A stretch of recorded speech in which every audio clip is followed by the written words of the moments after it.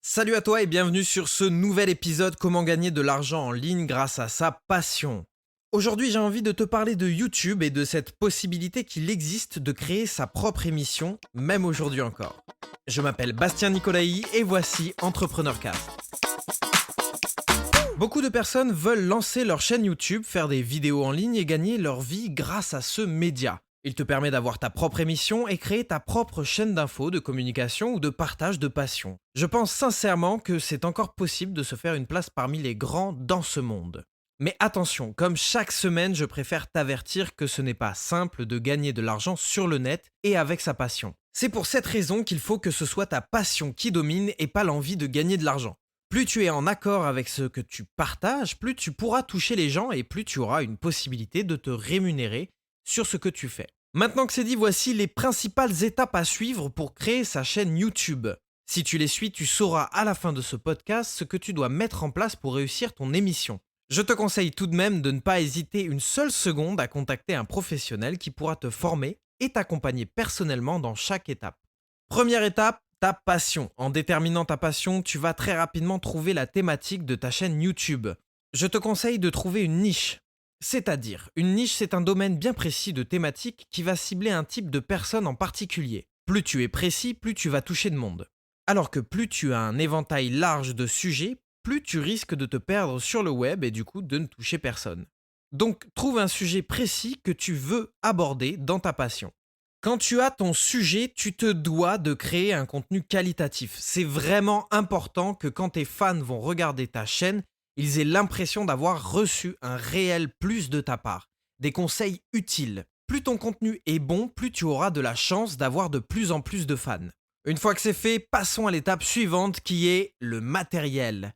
Il faut une très bonne caméra ou un appareil photo qui coûte minimum 3 000 euros. C'est faux, il n'y a rien de plus faux que ça. C'est une erreur de débutant qui se dit bonne vidéo, donc il faut une bonne caméra. Il y a 3 choses à avoir avant d'investir de l'argent dans une caméra ou un appareil d'une certaine qualité. Premièrement, je t'en ai déjà parlé juste avant, un bon contenu. Tu peux travailler dans un environnement le plus professionnel qu'il soit, si ton contenu est vide de sens, arrête tout. L'objectif principal de ta chaîne YouTube ne doit pas être la gloire et la célébrité, mais le désir de faire passer un message et de partager au plus grand nombre.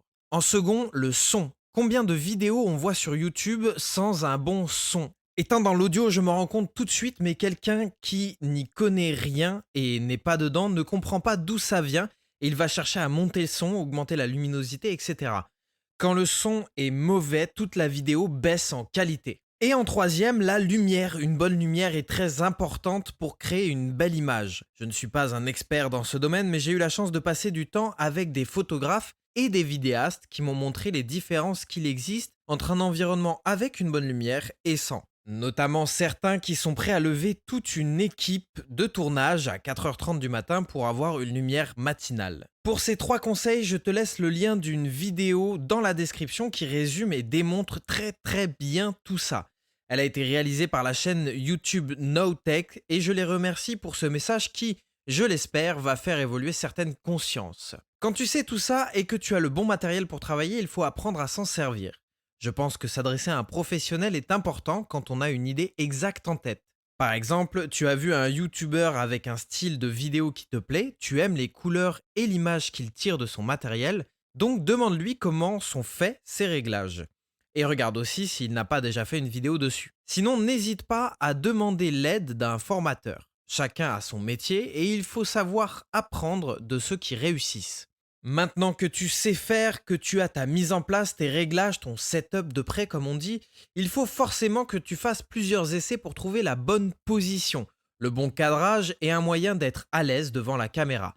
Et une fois que c'est bon, let's go pour l'enregistrement. Quand tout est dans la boîte, tu récupères tes fichiers et il y a une phase qui n'est pas négligeable par la suite, qui s'appelle le montage. Le montage est un métier à part entière, mais tu peux t'en sortir. Tu n'as pas d'inquiétude à avoir si tu es arrivé jusqu'ici.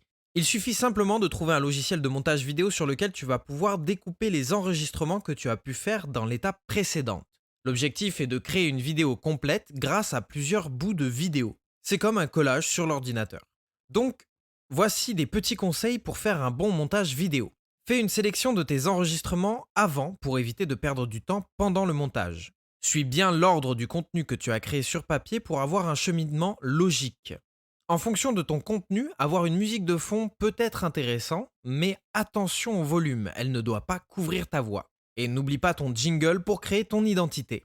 Enfin, fais attention quand tu découpes tes vidéos de ne pas couper pendant une respiration ou en plein milieu d'une phrase, tu vas casser ta dynamique. Et voilà, bravo, tu viens de terminer ta première vidéo. Maintenant, je te conseille de la télécharger sur YouTube en privé et de la partager en premier à tes proches qui t'apporteront un avis extérieur, notamment sur la compréhension de ta vidéo pour quelqu'un qui n'y connaît pas grand-chose forcément, et à des personnes de confiance qui peuvent t'apporter des critiques constructives sur le fond de ton sujet. C'est cette phase qui va te permettre d'améliorer cette vidéo et les suivantes.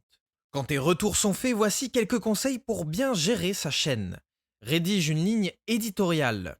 En gros, écris les titres et les sujets de tes futures vidéos pour avoir une sorte de fil rouge et respecter la thématique de ta chaîne. C'est important pour avoir de la matière à diffuser par la suite. Crée régulièrement, tout simplement parce que tu vas pouvoir habituer ton audience et surtout pour l'algorithme de YouTube. Il verra que tu es un réel contributeur et au bout d'un moment, il va comprendre qu'il peut te mettre en avant, si tu t'occupes bien de ton référencement aussi. Et évidemment, partage ta chaîne avec la terre entière et surtout aux passionnés qui seront heureux d'avoir des conseils et ton expérience. Maintenant, comment monétiser tout ça ? Eh bien, il y a des tas de possibilités. Les publicités YouTube. Il y a beaucoup de conditions à prendre en compte pour démarrer la monétisation de son compte YouTube, notamment le nombre d'abonnés, le nombre d'heures visionnées, etc. Tu as aussi la possibilité de créer du contenu payant. YouTube a sorti il n'y a pas si longtemps que ça la souscription aux chaînes avec le petit bouton rejoindre en dessous de la vidéo. Il permet aux abonnés qui souhaitent soutenir la chaîne de contribuer financièrement à la création du contenu avec une sorte d'abonnement mensuel en contrepartie d'avantages supplémentaires. Sous la même forme, tu peux aussi faire des appels aux dons avec des sites comme Patreon. Beaucoup de youtubeurs ont des partenariats et des sponsors aussi, ce qui revient à faire de la pub pour une marque tout simplement. Tu peux aussi faire de l'affiliation. Si par exemple tu as un produit que tu utilises souvent dans ta passion et que tu peux l'acheter sur Amazon par exemple, tu as la possibilité de mettre un lien d'affiliation dans la description de ta vidéo pour que les gens l'achètent et tu recevras une commission sur chaque vente. Pour terminer, tu peux aussi créer une chaîne YouTube tout simplement parce que tu as déjà un produit lié à ta passion et la chaîne te servira donc à faire ta propre publicité. C'est fini pour cet épisode qui a été un petit peu plus long que les autres, mais je pense qu'il est très complet pour t'aider à réaliser ta chaîne YouTube et apprendre à la monétiser. Si tu as besoin d'aide, n'hésite pas à me contacter, je te mettrai en relation avec des professionnels qui pourront t'aider à la création de ta chaîne grâce à des formations. Si tu as ta propre chaîne YouTube d'ailleurs, je t'invite à la partager avec toute la communauté dans les commentaires et je te dis à la semaine prochaine sur EntrepreneurCast.